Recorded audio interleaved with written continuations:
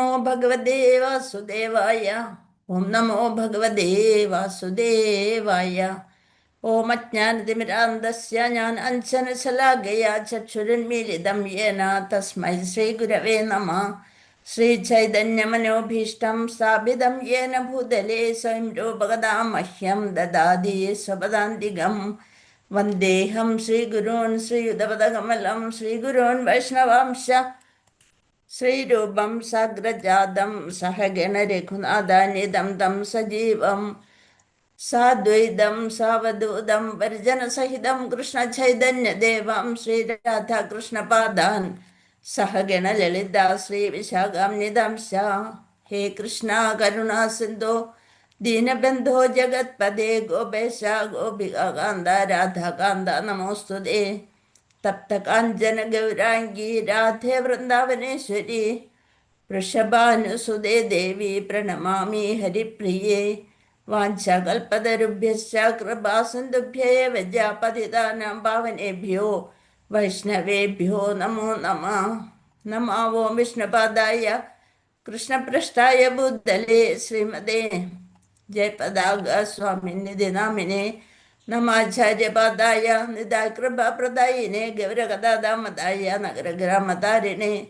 നമോ ഓം വിഷ്ണുപാദായ കൃഷ്ണപൃഷ്ഠായ ഭൂതലേ ശ്രീമതേ ഭക്തിവേദാന്ത സ്വാമിനിധി നാമിനെ നമസ്തേ സാരസ്വതേ ദേവി ഗൗരവാണി പ്രചാരിണേ നിർവിശേഷ ശൂന്യവാദി പാശ്ചാത്യദേശധാരിണേ.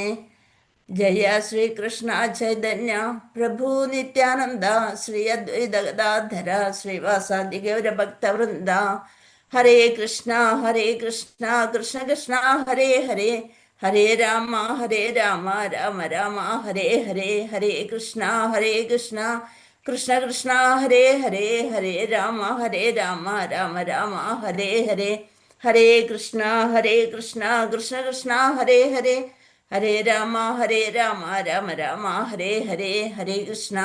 അന്താരാഷ്ട്ര കൃഷ്ണബോധ സമിതി ബാംഗ്ലൂരു ശ്രീ ശ്രീ രാധാ ഗോവിന്ദ മന്ദിർ ഭക്തിശാസ്ത്രി ക്ലാസ്സിലേക്ക് എല്ലാവർക്കും സ്വാഗതം. ഹരേ കൃഷ്ണ.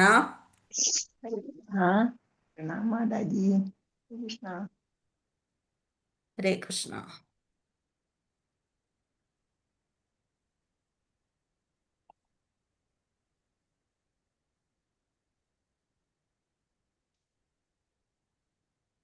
ഓം നമോ ഭഗവതേ.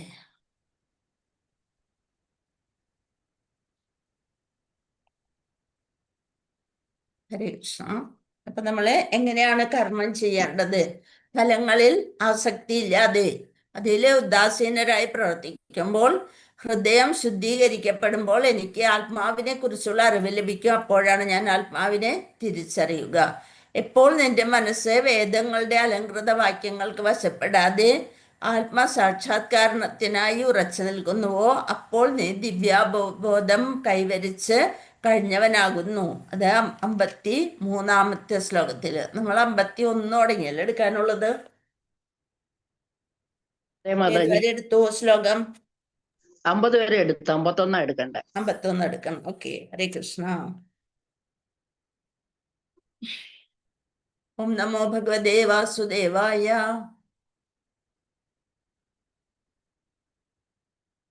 കർമ്മജം ബുദ്ധിയുക്ത ഹി ഫലം ത്യുക്ത മനീഷിണ ജന്മബന്ധ വിനിർമുക്ത പദം ഗച്ഛന്ത്യനാമയം. കർമ്മജം ബുദ്ധിയുക്ത ഹി ഫലം ത്യുക്ത, ഫലം കാക്ഷിക്കാതെ എന്ത് ചെയ്യണം? കർമ്മം ചെയ്യണം. അപ്പോഴാണ് ജന്മബന്ധ വിനിർമുക്ത, ജന്മമാകുന്ന ബന്ധനത്തിൽ നിന്ന് മുക്തരായി ദുഃഖമില്ലാത്ത ആ പരമപദം പ്രാപിക്കാൻ സാധിക്കും. അപ്പൊ വിവർത്തനം ഭാവാർത്ഥം ശിലപ്രഭുവാദിക്ക് ജയ്. ഭഗവത് ഭക്തി സേവനത്തിൽ ഏർപ്പെട്ടുകൊണ്ട് ഋഷീശ്വരന്മാർ അഥവാ ഭക്തന്മാർ ഭൗതിക ലോകത്തിലെ കർമ്മഫലങ്ങളിൽ നിന്ന് മുക്തരാകുന്നു. ഇങ്ങനെ ജനന മരണ ശൃംഖലയിൽ നിന്ന് മോചിതരായി അവർ ദൈവസന്നിധിയിൽ എത്തിച്ചേർന്ന് സകല കഷ്ടതകൾക്കും ഉപരിയായ അവസ്ഥയിൽ എത്തിച്ചേരുന്നു. അപ്പൊ മുക്തരായി തീരണമെങ്കിൽ നമ്മൾ ജന്മകർമ്മ ബന്ധങ്ങളിൽ നിന്ന് വിടുതൽ ലഭിക്കണം.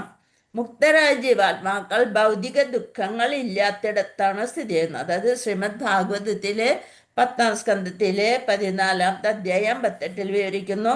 സമാശ്രിതായേ പദപല്ലവപ്ലവം മഹത് പദം പുണ്യയശോ മുരാരിഹേ ഭവാംബുദർവത്സപദം പരം പദം പദം യത് വിപപദാം തേഷാം. ഏറ്റവും പ്രധാനപ്പെട്ട ഒരു ശ്ലോകമാണത്. സമാശ്രിതായേ പല്ലവപ്ലവം മഹത് പദം പുണ്യയശോ മുരാരിഹേ ഭവാംബുദർവത്സപദം പരം പദം പദം യത് വിപപദാംനത്തേഷാം. ഓരോ അടിയിലും വിപത്തുകൾ പതിയിരിക്കുന്ന ഈ ഭവസാഗരത്തിൽ നിന്ന് രക്ഷപ്പെടണം എന്നുണ്ടെങ്കിൽ നമ്മൾ കാമ്യകർമ്മങ്ങളെ അല്ലെ ആഗ്രഹങ്ങളൊക്കെ വേണ്ടാന്ന് വെക്കണം. പ്രത്യക്ഷ പ്രപഞ്ചത്തിന് ആശ്രയവും മുകുന്ദൻ അഥവാ മുക്തിദാതാവ്, അതാണ് ഭഗവാൻ മുക്തി തരുന്ന ആള് എന്ന് പുകൾപെറ്റവനുമായ കൃഷ്ണന്റെ ചരണ പല്ലവങ്ങളെ തോണിയായി സ്വീകരിച്ചവർക്ക് സംസാര സമുദ്രം പശുവിൻ്റെ കാലിലെ കുളമ്പടിയായി അത്രയും സ്ഥലത്തുള്ള ഒരു വെള്ളം പോലെ. നമുക്ക് എല്ലാത്തവർക്ക് അഭക്തർക്ക് ഇതൊരു സാഗരമാണ്, സംസാര സാഗരം. അതേസമയം ഭക്തർക്ക്, ഭഗവാനിൽ ശരണാഗതി പ്രാപിച്ച ഭക്തർക്ക് ഒരു കാലിക്കുളമ്പിലെ വെള്ളം അതൊന്ന് ചവിട്ടി മറുകര കടക്കണ വിഷമം പോലും ഉണ്ടാവില്ല. വെള്ളം പോലെ തുച്ഛമാണ്. പരമപദം ഭൗതിക ശോകങ്ങളില്ലാത്ത അഥവാ വൈകുണ്ഠമാണ് അവരുടെ ലക്ഷ്യം. മറിച്ച് ഓരോ കാൽവയ്പിലും ആപത്ത് പതിയിരിക്കുന്ന ഈ ഭൗതിക ലോകമല്ല. അപ്പൊ ശരിക്കും ഈ ഭൗതിക ലോകത്തില് ഓരോ കാൽവയ്പിലും ആപത്ത് പതിയിരിക്കുകയാണ്. അപ്പൊ ഭഗവാന്റെ നിത്യദാസനാണ് എന്ന മൂലസ്വരൂപം നമ്മൾ മനസ്സിലാക്കാൻ സാധിച്ച ഒരു ഭക്തൻ അതീന്ദ്രിയ പ്രേമത്തോടെ ഭഗവാന്റെ സേവനത്തിൽ മുഴുകുന്നു. അപ്പൊ ഭഗവാന്റെ ദിവ്യമായ അവസ്ഥ നമ്മൾ മനസ്സിലാക്കണം. ജീവാത്മാവിൻ്റെയും ഭഗവാന്റെയും സ്ഥാനം ഒന്ന് തന്നെയാണെന്നുള്ളത് തെറ്റിദ്ധാരണയാണ്. അത് നമ്മൾ വെച്ച് പുലർത്തരുത്. ഭക്തിപൂർവകമായ ഭഗവത് സേവനത്തിൽ ഏർപ്പെടാൻ അദ്ദേഹത്തെ കൊണ്ട് ആവില്ല. അപ്പോൾ നമ്മളുടെ ജീവാത്മാവിൻ്റെ ശരിയായ കർമ്മം അല്ലെങ്കിൽ സേവ എന്താന്ന് വെച്ചാൽ ഭഗവാന്റെ നിത്യദാസനാണ്, നിത്യദാസൻ്റെതാണ്, അല്ലെങ്കിൽ ഭഗവാന്റെ ദാസനാണ് നമ്മളെന്ന തിരിച്ചറിവുണ്ടായിട്ട് വേണം ഭഗവത് സേവനത്തിന് മുതിർന്നാൽ നമ്മൾ വൈകുണ്ഠ പ്രാപ്തിയിലേക്ക് എത്തിച്ചേരും. കൃഷ്ണന് വേണ്ടിയുള്ള സേവനത്തെയാണ് കർമ്മയോഗമെന്നോ ബുദ്ധിയോഗമെന്നോ ഭഗവത് സേവനമെന്നോ ഒക്കെ പറയുന്നത്. കർമ്മകാണ്ഡം വെച്ചാൽ ഫലം ഉദ്ദേശിച്ച് ചെയ്യുന്ന പ്രവൃത്തിയാണ് കർമ്മയോഗം എന്നൊക്കെ പറയുന്നത്. ഫലമൊന്നും ഉദ്ദേശിക്കാതെ പ്രവർത്തിക്കുക. കർമ്മകാണ്ഡം എന്ന് പറയുമ്പോൾ ഫലം ഉദ്ദേശിച്ചുള്ളത് കർമ്മയോഗം, അതാണ് അവിടെ പറയുന്നത്. കർമ്മയോഗം ഭഗവാനിൽ ചേർന്നുകൊണ്ട്. അപ്പൊ അവിടെ ഫലം ഉദ്ദേശിക്കാതെ ഭഗവാനിൽ അർപ്പിച്ച് ചെയ്യുന്ന പ്രവൃത്തിയെ കർമ്മയോഗം എന്ന് പറയും. രണ്ടും തമ്മിലുള്ള വ്യത്യാസം ശ്രദ്ധിക്കുക. ഒന്ന് കർമ്മകാണ്ഡം. കർമ്മകാണ്ഡം എന്ന് വെച്ചാൽ നമ്മൾ ഫലം ഉദ്ദേശിച്ച് ഈ ഭൗതിക ബന്ധനത്തിൽ കൊടുക്കുന്ന കർമ്മത്തിനാണ് കർമ്മകാണ്ഡം. അതേസമയം കർമ്മയോഗം ഫലം എല്ലാം ഭഗവാന് വിട്ടുകൊടുക്കുക. ഫലം ഉദ്ദേശിക്കാതെ ഭഗവാനിൽ അർപ്പിച്ച് ചെയ്യുന്ന പ്രവൃത്തി കർമ്മയോഗം. ബുദ്ധിയോഗം എന്ന് വെച്ചാൽ ഭഗവത് സേവനം എങ്ങനെ ചെയ്യാമെന്ന് ബുദ്ധി ഉപയോഗിച്ചുകൊണ്ട് നമ്മൾ തിരിച്ചറിയുന്നത് ബുദ്ധിയോഗം. അപ്പൊ അതെല്ലാമാണ് ഈ ഒരു ശ്ലോകത്തില്. ശ്ലോകം 52. യഥാത്തെ മോഹകലിലം ബുദ്ധിർവ്യതിരിഷ്യതി തഥാ ഗന്ധാസി നിർവേദം ശ്രോതവ്യസ്യ ശ്രുതസ്യ ച. ബുദ്ധി വ്യാമോഹമാകുന്ന നിബിഡവനത്തെ പിന്നിട്ട് കഴിയുമ്പോൾ കേട്ടതിനെക്കുറിച്ചും കേൾക്കേണ്ടതിനെക്കുറിച്ചും നീ ഉദാസീനനായിത്തീരും. ബുദ്ധി വ്യാമോഹമാകുന്ന നിബിഡവനത്തെ പിന്നിട്ട് കഴിയുമ്പോൾ കേട്ടതിനെക്കുറിച്ചും കേൾക്കേണ്ടതിനെക്കുറിച്ചും ഉദാസീനനായിത്തീരും. അപ്പൊ ഭക്തന്മാരുടെ ജീവിതകഥകളിൽ അവർ ഭഗവത് സേവനത്തിൽ മുഴുകുമ്പോൾ വേദോക്തങ്ങളായ ചടങ്ങുകളിൽ പിന്നെ അവര് ഉദാസീനരായിത്തീരും. നമുക്ക് വേറെ ഒന്നും വേണ്ട, ഭഗവത് സേവ മാത്രം മതി. കുറെ വേദങ്ങൾ പഠിക്കുക, അതെല്ലാം യജ്ഞം ചെയ്യുക, അതിലൊന്നും അവർക്ക് താല്പര്യം ഉണ്ടാവില്ല.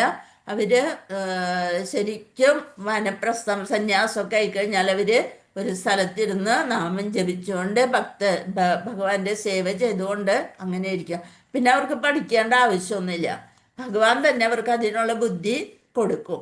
ഇപ്പൊ കൃഷ്ണനെ കുറിച്ചും താനും കൃഷ്ണനുമായുള്ള ബന്ധത്തെക്കുറിച്ചും ശരിക്കറിയുന്ന ഒരാൾക്ക് അനുഭവ സമ്പന്നരായ ബ്രാഹ്മണനാലും ശരി ബലോദ്ദിഷ്ട കാര്യങ്ങളിൽ തീരെ അശ്രദ്ധനാകുന്ന സ്വാഭാവികമാണ്. അപ്പൊ നമ്മൾ അവരായിട്ട് കമ്പയർ ചെയ്യാൻ നിൽക്കരുത്. അവര് എഴുന്നേൽക്കണില്ല, ജപിക്കണില്ലല്ലോ, അങ്ങനെ ചെയ്യണില്ല, ഇങ്ങനെ ചെയ്യണില്ല എന്നൊന്നും നമ്മൾ വേറൊരു വൈഷ്ണവനെ കുറിച്ച് കമ്പയർ ചെയ്യേണ്ട കാര്യമില്ല. ഓരോരുത്തരുടെ മനസ്സിനനുസരിച്ചാണ് അവർ പ്രവർത്തിക്കുന്നത്. അപ്പൊ ഇവിടെ നോക്കാം.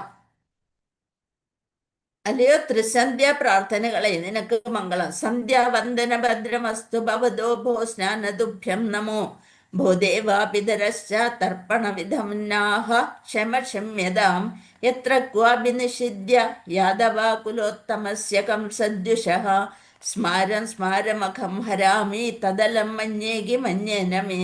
അല്ലയോ ത്രിസന്ധ്യ പ്രാർത്ഥനകളെ, നിനക്ക് മംഗളം. സ്നാനമേ നമസ്കാരം. ദേവന്മാരെ, പിതൃക്കളെ, നിങ്ങളെ ആദരിക്കാൻ എനിക്ക് കഴിയുന്നില്ല, ക്ഷമിക്കണം. ഇന്ന് ഞാൻ എവിടെയായിരുന്നാലും യദുവംശ ഉത്തമനായ കംസവൈരിയെ, അതായത് ശ്രീകൃഷ്ണ ഭഗവാനെ മാത്രം ഓർക്കുന്നു. അങ്ങനെ ഫുള്ള് നമ്മുടെ ശരണാഗതി പ്രാപിച്ചാൽ പിന്നെ സന്ധ്യാവന്ദനം ചെയ്യണമെന്നോ പിന്നെന്താണ് ദേവന്മാരെ പൂജിക്കണമെന്നോ പിതൃക്കളെ പൂജിക്കണമെന്നോ അങ്ങനെയൊന്നും ചിന്ത അവർക്കുണ്ടാവില്ല. എല്ലാതും ഭഗവാനിൽ അർപ്പിച്ചുകൊണ്ട് അവരിങ്ങനെ ചെയ്തുകൊണ്ടേയിരിക്കും. അതാണ് അവിടെ ഈ ഒരു ശ്ലോകത്തിലൂടെ പറയുന്നത്. എല്ലാ പാപങ്ങളിൽ നിന്നും അവർക്ക് മുക്തനാകാൻ സാധിക്കും. പിന്നെ ഒന്നിൻ്റെയും ആവശ്യമില്ല. ഇനി തപസ്യകളോ യജ്ഞങ്ങളോ തുടർന്നു പോകേണ്ടതില്ല. എല്ലാം ഭഗവാനിൽ അർപ്പിച്ചു കഴിഞ്ഞാൽ ബാക്കിയുള്ള ചടങ്ങുകളൊക്കെ സമയം പാഴാക്കലാണെന്ന് അവർക്ക് മനസ്സിലാവും. ശ്ലോകം 53. സുതിവിപ്രതിപന്ന തേ യഥാസ്ത്യസ്യസി നിശ്ചല സമാധാവജല ബുദ്ധിസ്തഥാ യോഗം അവാപ്സ്യസി.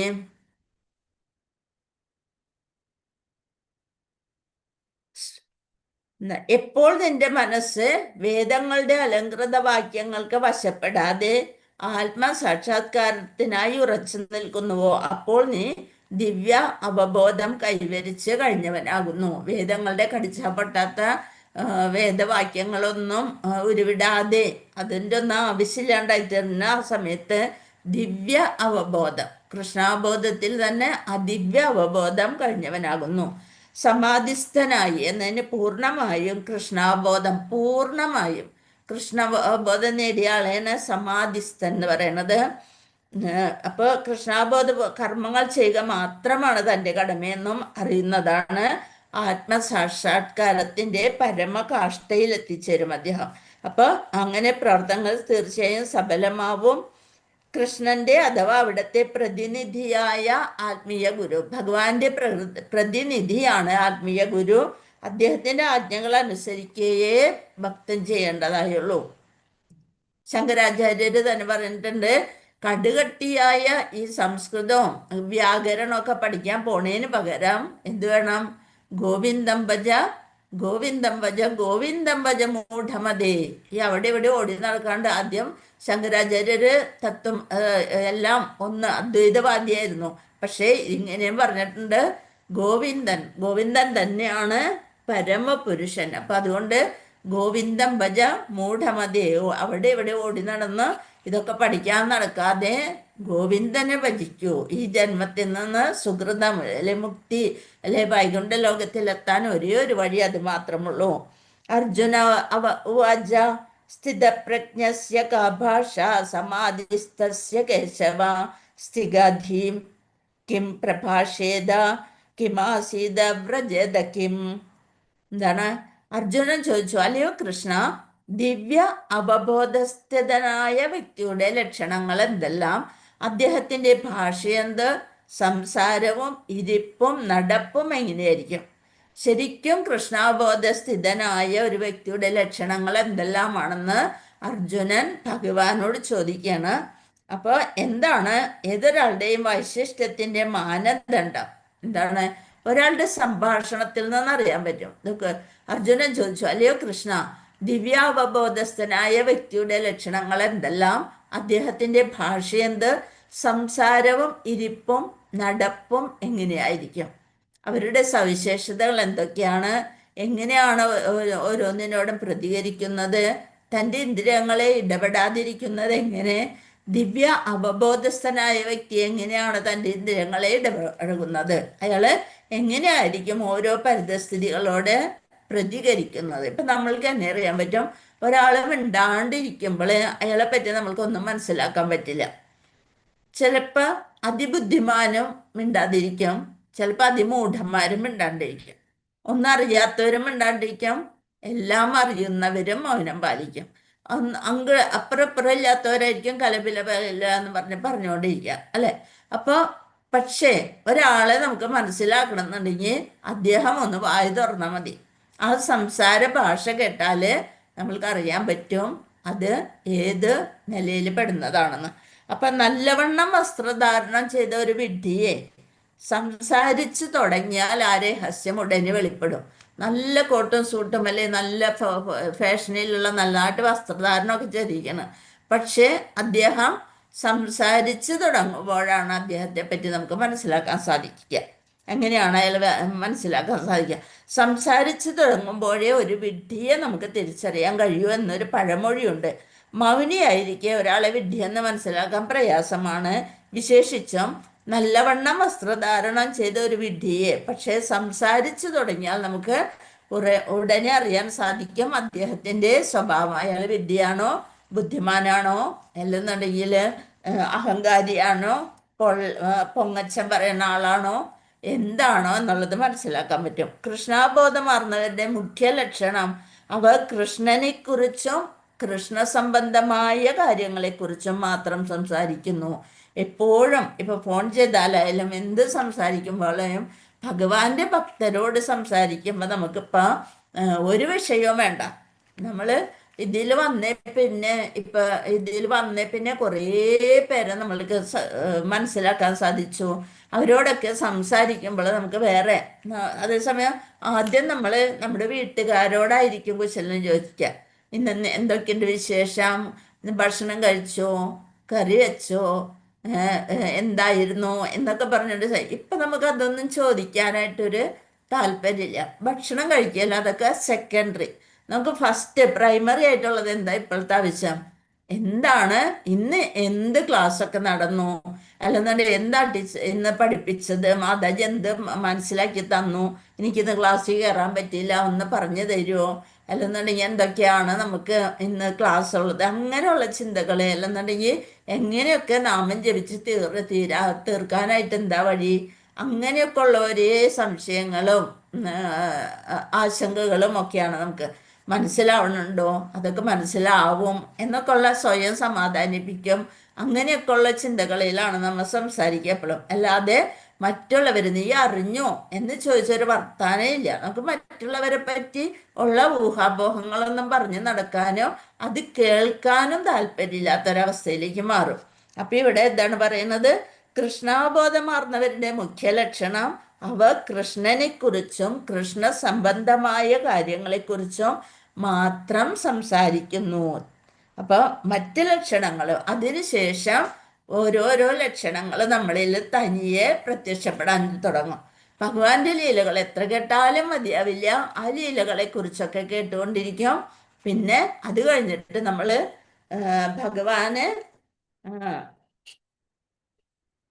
ഭഗവാനെ കുറിച്ചും അങ്ങനെയൊക്കെയുള്ള കാര്യങ്ങൾ, ഭഗവാനെ കുറിച്ച് കൃഷ്ണ സംബന്ധമായ കാര്യങ്ങളെ കുറിച്ചും അതിനുശേഷം നമ്മളുടെ പെരുമാറ്റത്തിൽ പിന്നെയും വ്യത്യാസം വരും. ദൃഢസ്ഥിതപ്രജ്ഞനായിത്തീരും. അങ്ങനെയുള്ള വ്യത്യാസങ്ങൾ വരും. അടുത്ത ശ്ലോകത്തിലൂടെ നമുക്ക് നോക്കാം. ശ്രീ ഭഗവാനുവാച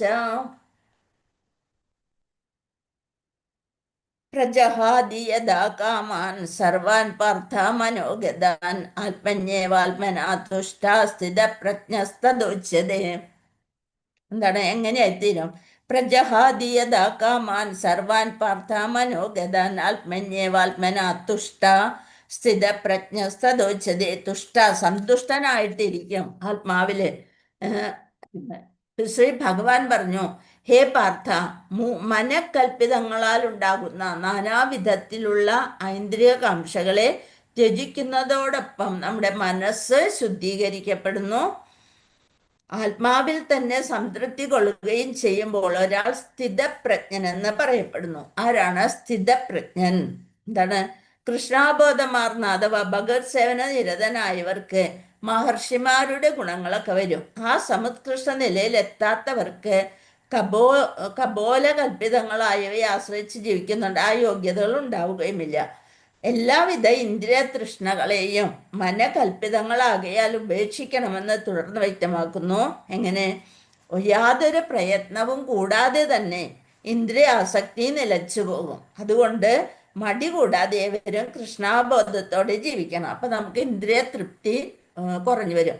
ഒരു കുട്ടി എനിക്ക് എപ്പോഴും മിഠായി മാത്രമേ വേണ്ടൂ, അങ്ങനെ മിഠായി അഡിക്ഷൻ ആയി തുടങ്ങിയപ്പോൾ ഒരമ്മ ഡോക്ടറെ അടുത്ത് കൊണ്ടുപോയിട്ട് പറഞ്ഞു, ഡോക്ടർ ഇവന് എപ്പോഴും ചോക്ലേറ്റ് വേണം, അത് ചോക്ലേറ്റ് തന്നെ വേണം എന്ന് പറഞ്ഞുകൊണ്ട് ഇതെന്നെ അങ്ങനെ വിടുവിക്കാന്ന് പറയും. അപ്പോൾ ഡോക്ടർ പറയും ശരി, അതൊക്കെ വഴിയുണ്ട്, ഒരാഴ്ച കഴിഞ്ഞിട്ട് വരാൻ പറയും. അങ്ങനെ ഒരാഴ്ച കഴിഞ്ഞിട്ട് അപ്പോൾ തന്നെ അമ്മ വിചാരിക്കും എന്താ അത് ഒരാഴ്ച കഴിഞ്ഞിട്ട് വരാൻ പറഞ്ഞെന്ന് വിചാരിച്ച് പിന്നെ ചെല്ലുമ്പോൾ ഡോക്ടറോട് ചോദിക്കും, എന്താ ഡോക്ടറെ ഒരാഴ്ച കഴിഞ്ഞിട്ട് വരാൻ പറഞ്ഞത്, എന്തെങ്കിലും വളരെ ദൂഷ്യം ഇതുണ്ടാ, ബ്ലഡ് വല്ലതും ടെസ്റ്റ് ചെയ്യണോ, അതുകൊണ്ടാണോ എന്നൊക്കെ ചോദിച്ചുകൊണ്ട് ചെന്ന്. അപ്പോൾ ഡോക്ടർ പറയും, നിങ്ങൾ കഴിഞ്ഞ ആഴ്ച വന്നപ്പോഴേ എൻ്റെ മേശപ്പുറത്ത് ഒരു ഡബ്ബി ഉണ്ടായിരുന്നു, അതിൽ ചോക്ലേറ്റ് ആയിരുന്നു. അപ്പോൾ ഈ ഡോക്ടർക്കും ഉണ്ട് ഒരു വീക്ക്നെസ്, എപ്പോഴും ചോക്ലേറ്റ് കഴിക്കണം എന്ന്. അപ്പോൾ ഡോക്ടർ ഉപദേശിക്കണം എന്നുണ്ടെങ്കിൽ എന്ത് വേണം? ആ സ്വഭാവം ഒന്ന് അങ്ങോട്ട് മാറ്റണം. അപ്പോൾ ഡോക്ടർ ഈ ഒരാഴ്ച എടുത്തിട്ട് ഈ ഒരു സ്വഭാവം മാറ്റിയായിരുന്നു. അതിന് ശേഷമാണ് മറ്റുള്ളവരെ നമ്മൾ ഉപദേശിക്കാൻ നിൽക്കുക. അപ്പം അതായത് നമ്മുടെ സ്വഭാവത്തിൽ മാറ്റം വരുത്തിയതിന് ശേഷം മാത്രമേ നമ്മൾക്ക് മറ്റുള്ളവരെ ഉപദേശിക്കാൻ സാധിക്കുള്ളൂ. നമ്മുടെ ഇന്ദ്രിയങ്ങളെ നമുക്ക് നിയന്ത്രിക്കാൻ പഠിക്കണം. ഇത് നോക്ക്, 5 കുതിരകളെയാണ് ഇവിടെ കൊടുത്തിരിക്കണത് അല്ലേ? ഈ 5 കുതിരകളെ എന്തായിട്ടാണ് കണക്കൂട്ടിയിരിക്കണേ? നമ്മുടെ ഇന്ദ്രിയങ്ങൾ. ഒന്ന് കണ്ണ്, മൂക്ക്, ത്വക്ക്, നാക്ക്, അങ്ങനെ ഓരോ കണ്ണ്, മനസ്സ്, അല്ല ഇന്ദ്രിയങ്ങൾ. കണ്ണ്, ചെവി, നാക്ക്, മൂക്ക്, ത്വക്ക്. ഈ ഇന്ദ്രിയങ്ങൾ കുതിരകളെ പോലെ എവിടെ ഒരു നല്ല കാര്യം ഉണ്ടെങ്കിലും കണ്ണങ്ങോട്ട് പോകും. അയ്യോ അവളുടെ സാരി കണ്ട, അല്ലെന്നുണ്ടെങ്കിൽ അതുപോലെ ആ മാല പോലെ എനിക്ക് കിട്ടുകയാണെങ്കിലോ, അങ്ങനെയൊക്കെ നമ്മൾ ചിന്തിച്ച് പല വഴിക്ക് ഇന്ദ്രിയങ്ങൾ നയിക്കുന്നതിനനുസരിച്ച് നമ്മൾ പോയിക്കൊണ്ടേയിരിക്കും. അതാണ് ഈ 5 കുതിരകൾ. ഈ 5 കുതിരകളുടെയും കടിഞ്ഞാണുണ്ട്. ആ കടിഞ്ഞാണാണ് മനസ്സ്. 5 കുതിരകള് ഇന്ദ്രിയങ്ങള്, അതിൻ്റെ കടിഞ്ഞാൺ മനസ്സ്. അപ്പം മനസ്സിനെയും പിടിച്ച് ഈ ഇന്ദ്രിയങ്ങളെ തോന്നിയ വഴിക്ക് പോയി കളയും.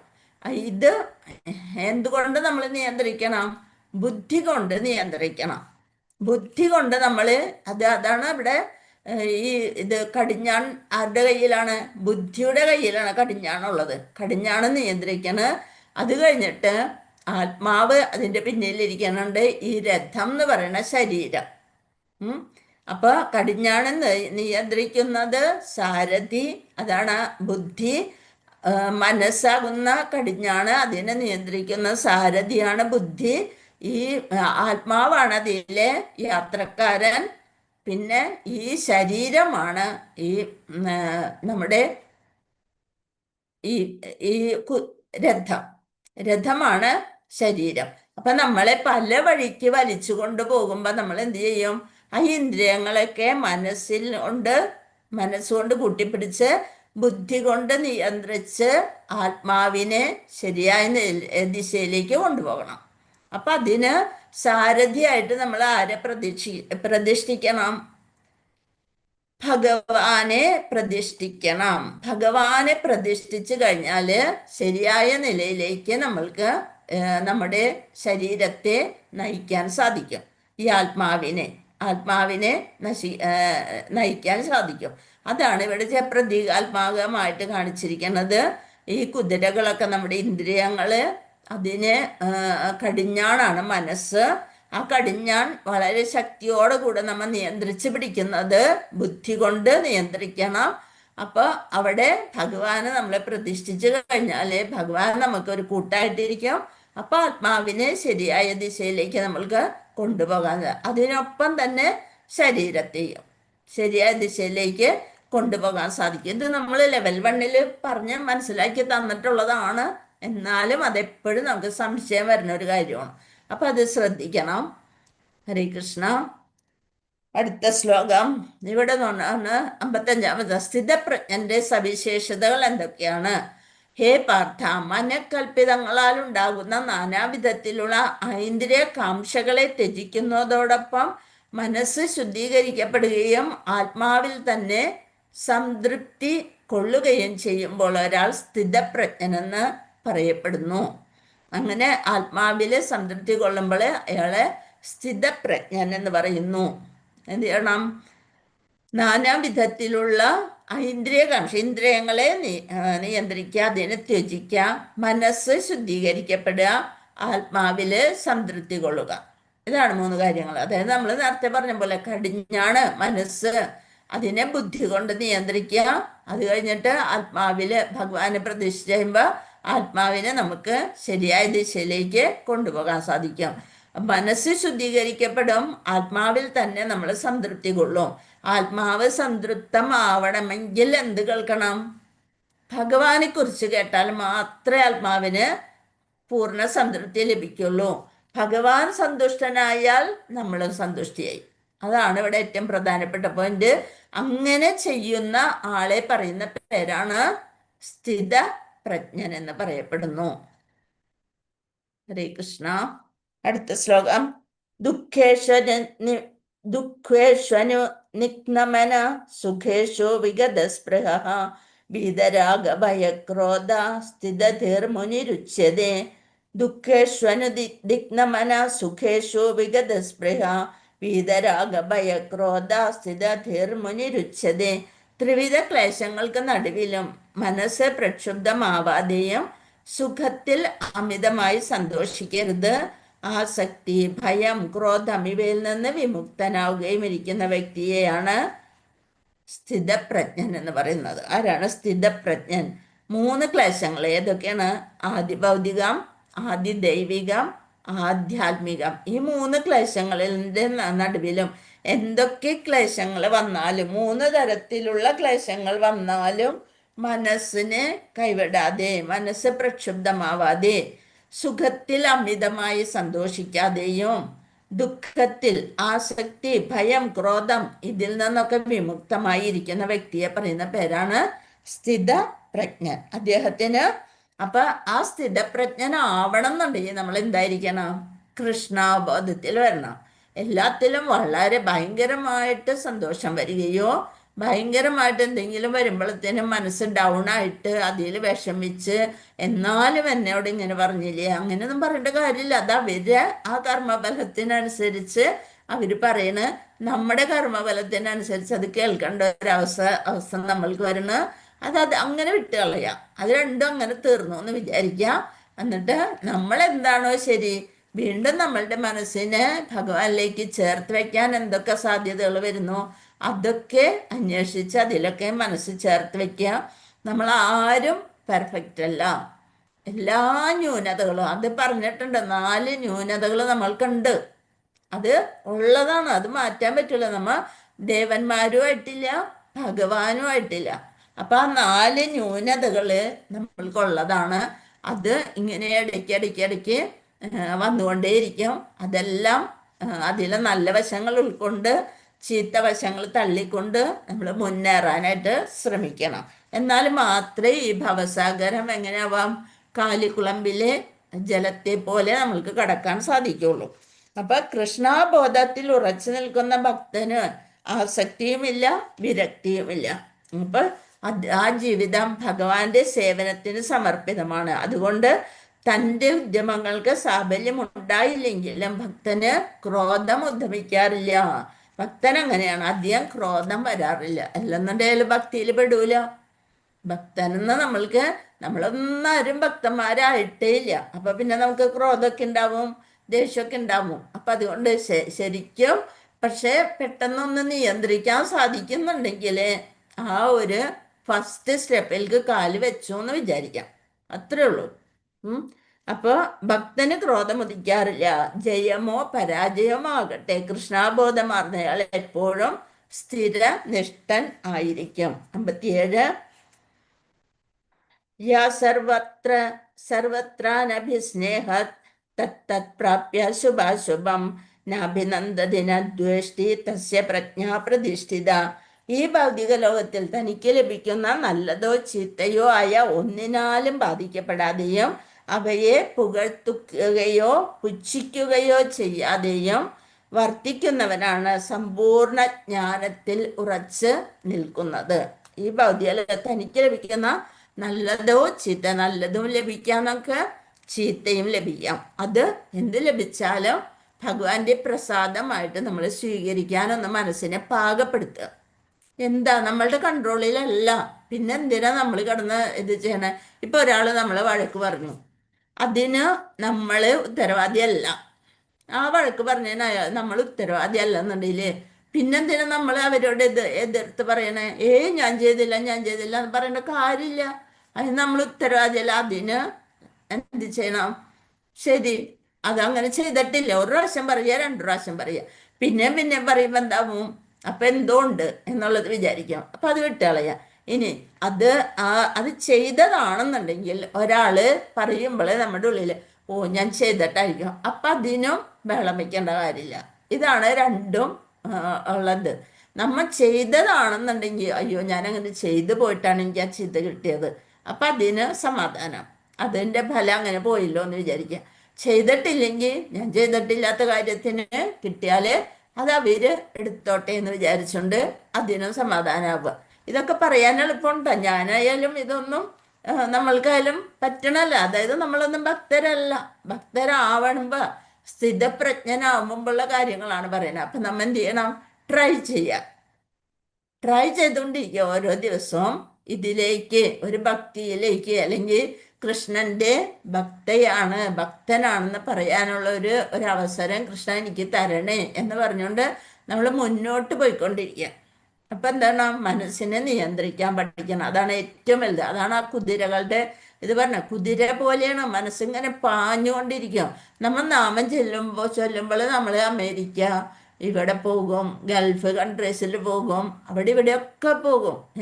അവിടെ നിന്നൊക്കെ ഇടയ്ക്കിടയ്ക്ക് പിടിച്ചുകൊണ്ടിരണം. മനസ്സ് പോയിക്കൊണ്ടേയിരിക്കും. അതേപോലെ എന്തെങ്കിലും നമ്മുടെ ഇപ്പൊ മിണ്ടാണ്ടിരിക്കുകയാണെന്നുണ്ടെങ്കിൽ കേൾക്കാം നല്ല വറക്കണേൻ്റെയും പൊരിക്കണേൻ്റെയും ഒക്കെ മണം.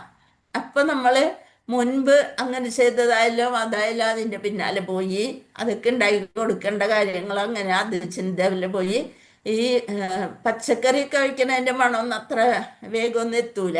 ഇതുപോലെ ഉള്ള മണങ്ങളൊക്കെയാണ് നമുക്ക് കൂടുതൽ എത്തുക. അപ്പം അത് മൂക്ക് അതിൻ്റെ പിന്നാലെ പോയി, അപ്പം ഇന്ദ്രിയം അത് പോയി. പിന്നെ അതേപോലെ ഒരാൾ കുറ്റം പറഞ്ഞിങ്ങനെ കേട്ടിരിക്കുമ്പോൾ നമ്മളുടെ നാവും അറിയാതെ എന്തെങ്കിലും ഒന്ന് പറഞ്ഞില്ലേ എന്ത് വിചാരിക്കുമെന്ന് വിചാരിച്ച് നമ്മളത് പറഞ്ഞു പോകും. അപ്പം നാവിനെ നിയന്ത്രിക്കാൻ പറ്റൂല. അങ്ങനെ ഓരോ 5 ഇന്ദ്രിയങ്ങളും അതിൻ്റെ വഴിക്ക് പോയാൽ നമ്മൾ എന്ത് ചെയ്യണം? മനസ്സാകുന്ന കടിഞ്ഞാൺ കൊണ്ട് അതിനെ കടിഞ്ഞാണിടണം. അത് കഴിഞ്ഞിട്ട് ബുദ്ധി കൊണ്ട് നിയന്ത്രിക്കണം. ഭഗവാനെ ഇത് ചെയ്യണം. എന്നാൽ മാത്രമേ നമ്മുടെ ജീവാത്മാവിനെ ഭഗവാനിലേക്ക് എത്തിക്കാൻ പറ്റുള്ളൂ. ഹരേ കൃഷ്ണ. അപ്പൊ ഈ ഭൗതിക ലോകത്തിൽ തനിക്ക് ലഭിക്കുന്ന നല്ലതോ ചീത്തയോ ആയ ഒന്നിനാലും ബാധിക്കപ്പെടാതെയും അവയെ പുകഴ്ത്തുകയോ പുച്ഛിക്കുകയോ ചെയ്യാതെയും വർത്തിക്കുന്നവനാണ് സമ്പൂർണ്ണ ജ്ഞാനത്തിൽ ഉറച്ചു നിൽക്കുന്നത്. അതെങ്ങനെ ഇരിക്കണം എന്നാണ് അടുത്ത ശ്ലോകം. യഥാ സംഹരദേശായം കൂർമോഗാനീവ സർവശ ഇന്ദ്രിയാണിന്ദ്രിയാർത്ഥേഭ്യസ്തസ്യ പ്രജ്ഞാ പ്രതിഷ്ഠിത. ആമ തൻ്റെ ഇന്ദ്രിയങ്ങളെ എങ്ങനെ കൂർമ്മം എന്ന് പറയുന്നത് ചായം കൂർമ്മോ അങ്കാനീവ സർവശ. ആമ തൻ്റെ അവയവങ്ങളെ തോടിനുള്ളിലേക്ക് വലിക്കുന്നത് പോലെ ഇന്ദ്രിയങ്ങളെ വിഷയങ്ങളിൽ നിന്ന് പിൻവലിക്കാൻ കഴിയുന്നവനാണ് സ്ഥിതപ്രജ്ഞൻ. അങ്ങനെ എല്ലാതും കുറേശ്ശെ പിൻവലിക്കാൻ സാധിക്കുന്നവന് പറയുന്ന പേരാണ് സ്ഥിതപ്രജ്ഞൻ. ആരാണ് സ്ഥിതപ്രജ്ഞൻ? ഇന്ദ്രിയങ്ങളെ വിഷയങ്ങളിൽ നിന്ന് പിൻവലിക്കാൻ കഴിയുന്നവനാണ് സ്ഥിതപ്രജ്ഞൻ. അതിനുദാഹരണം ആമ തൻ്റെ അവയവങ്ങൾ എന്തെങ്കിലും ഒരു ബാഹ്യ പ്രേരണ കണ്ടു കഴിഞ്ഞാൽ ആമ എന്ത് ചെയ്യും? തൻ്റെ കട്ടിയുള്ള പുറന്തോടിനുള്ളിലേക്ക് അകത്തേക്ക് തൻ്റെ അവയവങ്ങളെ അങ്ങോട്ട് വലിച്ചേറ്റും. അപ്പം പിന്നെ അതിൻ്റെ അവയവങ്ങളെ ആർക്കും ഉപദ്രവിക്കാൻ പറ്റില്ല. അതുപോലെ നമ്മൾ എന്ത് ചെയ്യണം? കട്ടിയുള്ള നമ്മുടെ ഉള്ളിലേക്ക് ആ വിഷയങ്ങളെ പിൻവലിക്കാനായിട്ട് കഴിയുന്നവനാണ് സ്ഥിതപ്രജ്ഞൻ. അങ്ങനെ ഇച്ഛാനുസരണം, നമ്മുടെ ഇച്ഛയ്ക്കനുസരിച്ച് ഇങ്ങനെ നിയന്ത്രിക്കാൻ കഴിയുന്നത് യോഗിയുടെയും ഭക്തന്റെയും ആത്മജ്ഞാനിയുടെയും ലക്ഷണമാണത്. അങ്ങനെ പിൻവലിക്കാൻ സാധിക്കുന്നവൻ യോഗിയാണ്, ആത്മജ്ഞാനിയാണ്, ഭക്തനാണ്. അപ്പൊ ആമ നല്ലൊരു ഉദാഹരണമാണ്. എപ്പോൾ വേണമെങ്കിലും അതിന് അവൻ്റെ അവയവങ്ങളെ പിൻവലിക്കാൻ സാധിക്കും. അതുപോലെ കൃഷ്ണാവബോധമുള്ളവർ ഇന്ദ്രിയങ്ങളെ ഭഗവത് സേവനത്തിന് വേണ്ടുന്ന പ്രത്യേക ആവശ്യങ്ങൾക്കായി ഉപയോഗപ്പെടുത്തുക. എങ്ങനെയാണ് നമ്മുടെ ഇന്ദ്രിയങ്ങളെ ഭഗവത് സേവനത്തിന് വേണ്ടി ഉപയോഗപ്പെടുത്താൻ പറ്റുക? കാതുകളെ ഭഗവാന്റെ കഥകൾ കേൾക്കാനായിട്ട് ഉപയോഗിക്കുക, നാവിനെ ഭഗവാന്റെ കീർത്തനങ്ങൾ ചൊല്ലാനായിട്ട് ഉപയോഗിക്കുക, പാദങ്ങളെ അമ്പലത്തിലേക്ക് നടക്കാൻ, ഭഗവത് ധാമങ്ങളിലേക്ക് നടക്കാനായിട്ട് ഉപയോഗിക്കുക. അങ്ങനെ ഓരോന്നിനെയും അനുസരിച്ച് നമ്മുടെ ഇന്ദ്രിയങ്ങളെ അതിനനുസരിച്ച് ചിട്ടപ്പെടുത്തി ഉപയോഗിച്ചു കഴിഞ്ഞാൽ സ്ഥിതപ്രജ്ഞനായി. മറ്റ് സ്വന്തം തൃപ്തിക്കായി ഇന്ദ്രിയങ്ങളെ ഉപയോഗിക്കാതെ തന്നെ പകരം ഭഗവാന്റെ സേവനത്തിനായി അർപ്പിക്കുക എന്നതാണ് അർജുനന് ലഭിക്കുന്ന ഉപദേശം. ഇത് അർജുനന് വേണ്ടിയുള്ളതല്ല, സാധാരണക്കാരായ നമുക്ക് വേണ്ടിയുള്ളതാണ്. ഇന്ദ്രിയങ്ങളെ സദാ കൃഷ്ണ സേവനത്തിൽ പ്രാപ്തമാക്കുന്നതിനുള്ള ഒരു ഉദാഹരണമാണ് അവയെ ഉള്ളിലേക്ക് ഒതുക്കാൻ കഴിയുന്ന ആമയുടേത്. 59. വിഷയാവിനിർത്തം ദേ നിരാഹാരസ്യ ദേഹിന രസവർജം രസോപ്യസ്യ പരം ദൃഷ്ടാ നിവർത്തതേ. എന്ത് വേണം? വിഷയസുഖങ്ങളോടുള്ള ആസക്തിയൊക്കെ നിലനിൽക്കുന്നുണ്ടെങ്കിലും ശരീരസ്ഥനായ ആത്മാവ് ഇന്ദ്രിയ നിയന്ത്രണം പാലിക്കണം. എന്ത് വേണം? എന്തിനു വേണ്ടി? ഒരു ഹയ്യർ ടേസ്റ്റിന് വേണ്ടി നിസ്സാരമായത് ഉപേക്ഷിക്കുന്നത് പോലെ വിഷയസുഖങ്ങളോടുള്ള താല്പര്യം നിലനിൽക്കുന്നുണ്ട്. നമുക്ക് ഒരു മസാല ദോശ നമ്മുടെ വീക്ക്നെസ് ആണെന്ന് വിചാരിക്കുക എന്തേലും. അപ്പം എന്ത് ചെയ്യണം? അത് തന്നെ നമ്മൾ കഴിക്കുക. അത് തന്നെ കഴിച്ചു വരുമ്പോൾ 2 ദിവസം കഴിച്ച്, 3 ദിവസം കഴിച്ച്, 4 ദിവസം കഴിച്ച് കഴിയുമ്പോൾ ഇനി മതി, ഇന്ന് മസാല ദോശ ഉണ്ടാക്കണ്ട, ഇനി ഉണ്ടാക്കണ്ട, ഇനി വേണ്ട മസാല ദോശ എന്നുള്ളൊരു ഇതിൽ വരും. അപ്പം എന്താണ്? അത് മാറ്റി. അതാണ് വിഷയസുഖങ്ങളോടുള്ള താല്പര്യം നമ്മൾക്കുണ്ടെങ്കിലും ശരീരസ്ഥനായ ആത്മാവ് ഇന്ദ്രിയ നിയന്ത്രണം പാലിക്കേണ്ടതാണ്. അത്തരം പ്രക്രിയകൾ അവസാനിപ്പിച്ച് ഉന്നതമായൊരു രുചി അനുഭവിക്കുന്നതോടെ അയാൾ സ്ഥിതപ്രജ്ഞനാകുന്നു. വേറൊരു ടേസ്റ്റ് ഉണ്ടെന്നുണ്ടെങ്കിൽ അത് കിട്ടാൻ വേണ്ടിയിട്ട് സ്ഥിതപ്രജ്ഞനാകുന്നു. ഈ വക നിസ്സാര കാര്യങ്ങൾ വേണ്ട. നമ്മൾക്ക് ഉന്നതമായ ടേസ്റ്റ് കിട്ടണ എന്താണ്? നാമജപത്തിലൂടെയും ഭഗവാന്റെ കഥ കേൾക്കുമ്പോഴും ഉന്നതമായ ഒരു രുചി നമ്മൾക്ക് കിട്ടുന്നുണ്ടെങ്കിൽ നമ്മൾക്ക് ഈ നിസ്സാര കാര്യങ്ങളൊക്കെ ഉപേക്ഷിക്കാൻ വളരെ എളുപ്പം സാധിക്കും. നമുക്ക് വേണ്ടാന്ന് നമ്മുടെ മനസ്സിൽ തന്നെ അങ്ങോട്ട് തോന്നിത്തുടങ്ങും. ഭഗവാൻ കൃഷ്ണനെ സന്തോഷിപ്പിക്കാൻ വേണ്ടി അങ്ങനെ ഒരാവശ്യം കൂടി അവിടെ വെച്ചാൽ മതി. ഭഗവാന്റെ സംതൃപ്തിക്ക് വേണ്ടി ഞാനിത് ഉപേക്ഷിക്കുന്നു, എനിക്ക് വേണ്ടിയല്ല. എന്ത് വേണ്ട? എന്താ പറയാ?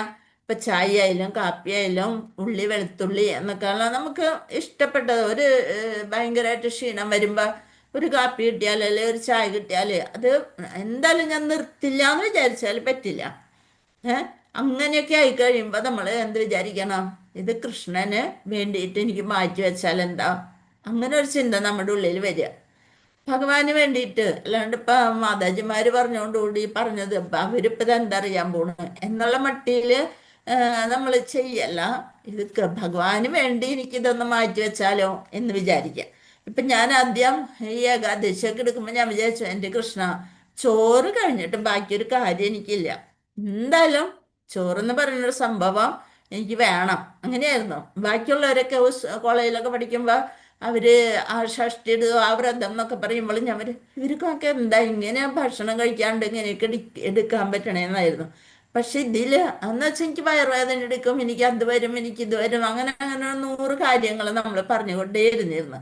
പക്ഷെ മാസത്തിൽ 2 ദിവസം എനിക്ക് തന്നെ അതിശയം തോന്നുകയാണ്, ഞാൻ എങ്ങനെയാണ് അരിഭക്ഷണം കഴിക്കാതെ ബാക്കി എന്ത് കിട്ടിയാലും എനിക്ക് ഇത്തിരി കുറച്ച് ചോറ് കിട്ടണം.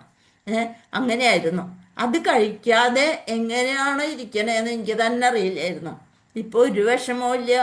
ഇത് ഭഗവാന് വേണ്ടിയിട്ട് നമ്മൾ മാറ്റി വെച്ചു, പിറ്റേ ദിവസം കഴിക്കാമല്ലോ.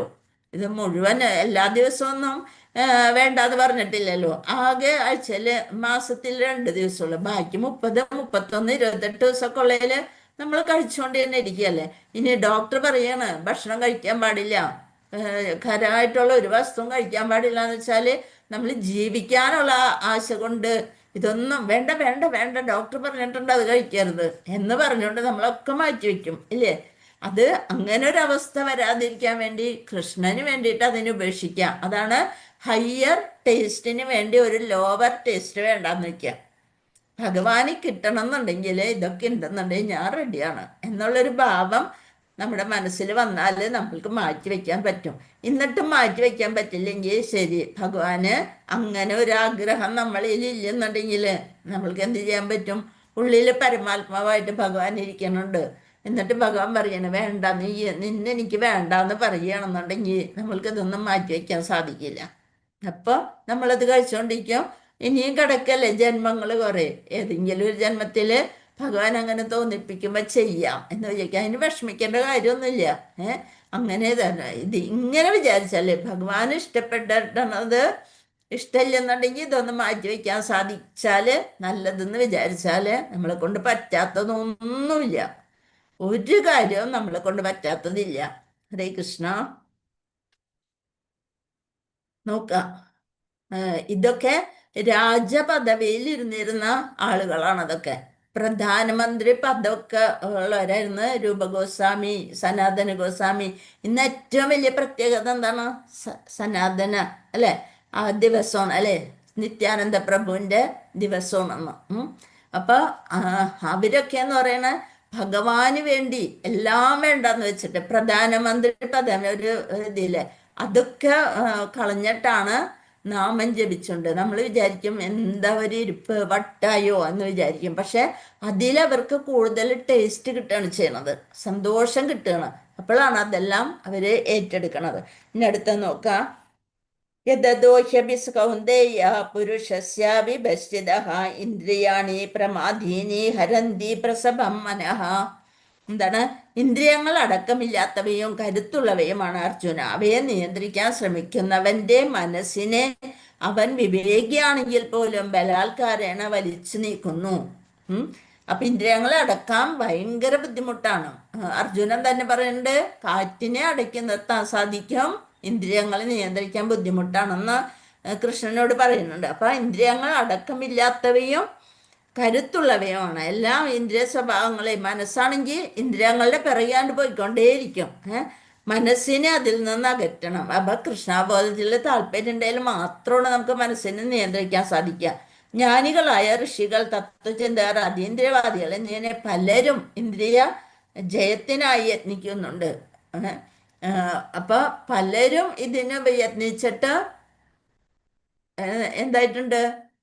തോൽവി സംഭവിച്ചിട്ടുണ്ട്. ശിവനടക്കം മോഹിനി വേഷം കണ്ടിട്ട് അല്ലെ അതിൻ്റെ പിറകെ പാഞ്ഞിട്ടുണ്ട്.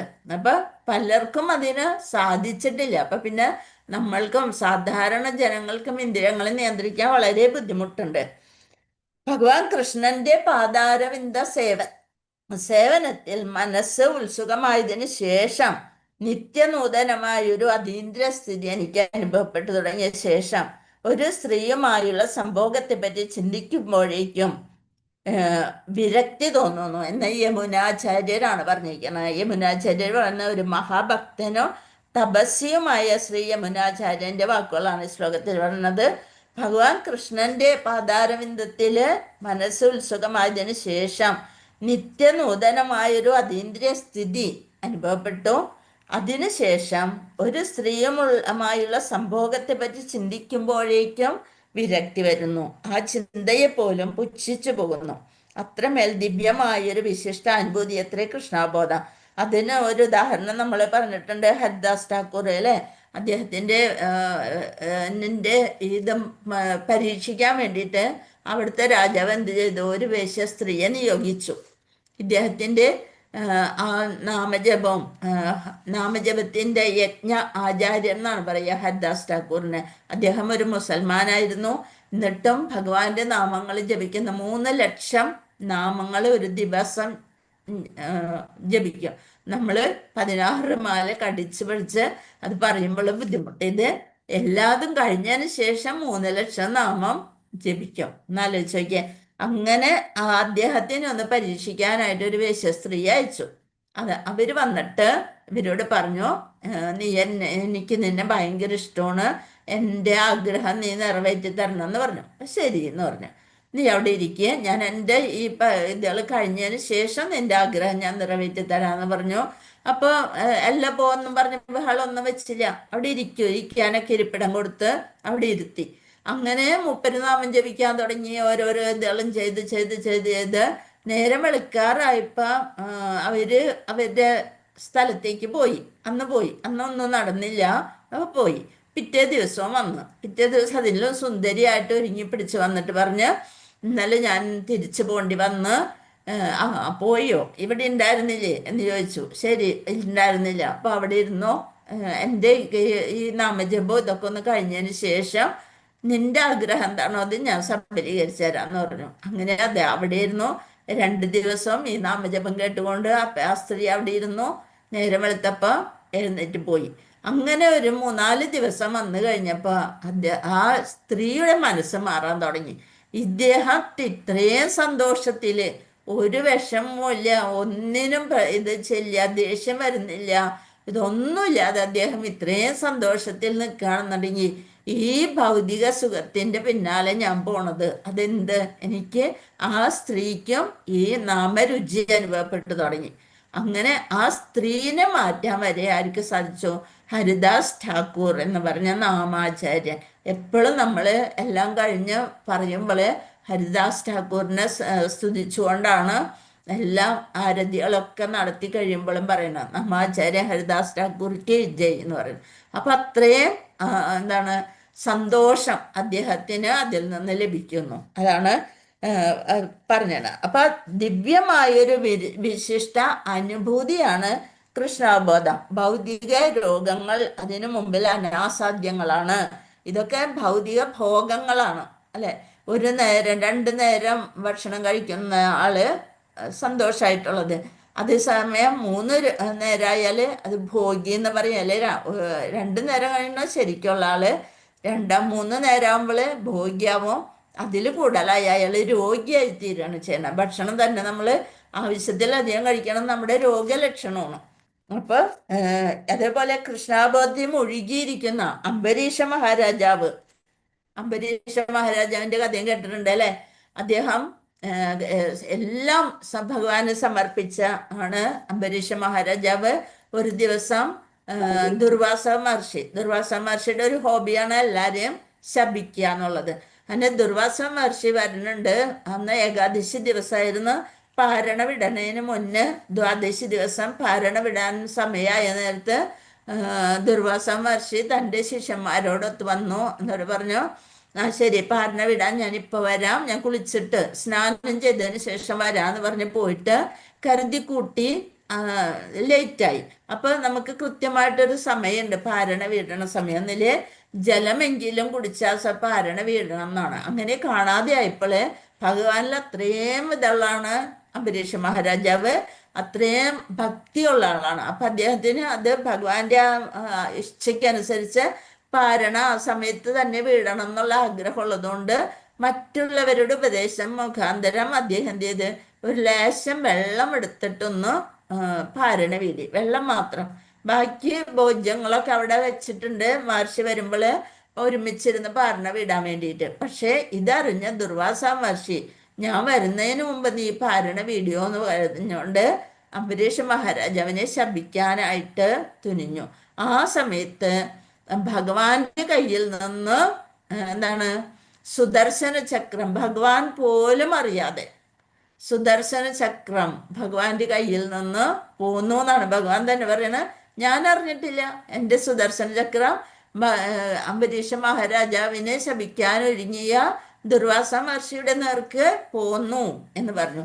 അങ്ങനെ വന്നപ്പോഴത്തേനും മഹർഷി പേടിച്ച്, സുദർശന ചക്രത്തിന്റെ വരവുകൊണ്ട് പേടിച്ച് ബ്രഹ്മാവിൻ്റെ അടുത്തോടി ബ്രഹ്മാവ് പറഞ്ഞു, ഇതെൻ്റെ കയ്യിലുള്ളതല്ല, ഇതിനൊന്നും എനിക്കൊന്നും ചെയ്യാൻ പറ്റില്ല, ആരെയാണെന്ന് വെച്ചാൽ ആദ്യം ശിവന്റെ അടുത്ത് പോയി, അവിടെ നിന്ന് രക്ഷയില്ല. അത് കഴിഞ്ഞ് ബ്രഹ്മാവിന്റെ അടുത്ത് വന്നപ്പോൾ പറഞ്ഞ് എന്നെ കൊണ്ടൊന്നും ചെയ്യാം. വിഷ്ണു, മഹേശ്വരൻ എല്ലാവരും അടുത്തും വന്നിട്ട് ബ്രഹ്മാവിന്റെ അടുത്ത് പറഞ്ഞ് ആരാണോ ഇത് എടുത്തത് അദ്ദേഹത്തിന് മാത്രം ഇത് തിരിച്ചെടുക്കാനുള്ള ശക്തിയുള്ളൂ. അതുകൊണ്ട് എൻ്റെ അടുത്ത് നിൽക്കണ്ട, ഉള്ള സമയം പാഴാക്കാതെ പാഞ്ഞോളൂ എന്ന് അറിയും. അങ്ങനെ ഭഗവാന്റെ അടുത്ത് ചെന്നപ്പോൾ ഭഗവാൻ പറഞ്ഞ് ഞാൻ അറിയാതെയാണ് സുദർശനൻ പോയത്. അപ്പൊ അതുകൊണ്ട് ഒരു കാര്യം ചെയ്ത് തടുക്കണം. പറഞ്ഞ എന്തെങ്കിലും ഒരു വഴി പറഞ്ഞതായോ, ഞാൻ ഇനി ഒരിക്കലും ഇങ്ങനെയൊന്നും ചെയ്യൂല എന്ന് പറഞ്ഞപ്പോ പറഞ്ഞു നീ ഒരു കാര്യം ചെയ്യേ, ആ ഭക്തൻ ആരെയാണോ നീ ശമിക്കാൻ പോയത് അദ്ദേഹത്തിന്റെ കാല് പിടിക്കുക. അതായത് ഭക്തന്റെ രഥക്ക് തന്നെ പറഞ്ഞയച്ചു. എന്താണ്, അംബരീഷ് മഹാരാജാവിന്റെ അടുത്ത് ചെന്ന് മാപ്പ് പറഞ്ഞപ്പോ സുദർശന ചക്രം തിരിച്ചു പോയി. അത് ഏറ്റവും വലിയൊരിതാണ്. അതായത് ഭക്തനെ അത്രയും ഭഗവാൻ ചേർത്ത് പിടിക്കും. നമ്മുടെ ഇന്ദ്രിയ നിയന്ത്രണം അപ്പൊ ഇല്ലെന്നുണ്ടെങ്കിൽ സ്ഥിതപ്രജ്ഞനാകാൻ പറ്റില്ല. എത്ര വലിയ ആളുകൾക്ക് പോലും, ഋഷിമാർക്ക് പോലും ഇന്ദ്രിയ നിയന്ത്രണം സാധിക്കുന്നില്ല എന്ന് കാണിക്കുന്ന ഉദാഹരണങ്ങളാണത്. അടുത്തത് 61. അപ്പൊ ഇന്നത്തേക്ക് നമ്മൾക്ക് ഇവിടെ നിർത്താം. ഹരേ കൃഷ്ണ. വാഞ്ചകൽപതരുഭ്യശ്ച കൃപാസിന്ധുഭ്യേവച പതിതാനാം പാവനേഭ്യോ വൈഷ്ണവേഭ്യോ നമോ നമ. അനന്തകോടി വൈഷ്ണവ ഭക്തവൃന്ദിക്ക് ജയ്. ശ്രീല പ്രഭുവാദിക്ക് ജയ്. ശ്രീ ഗുരു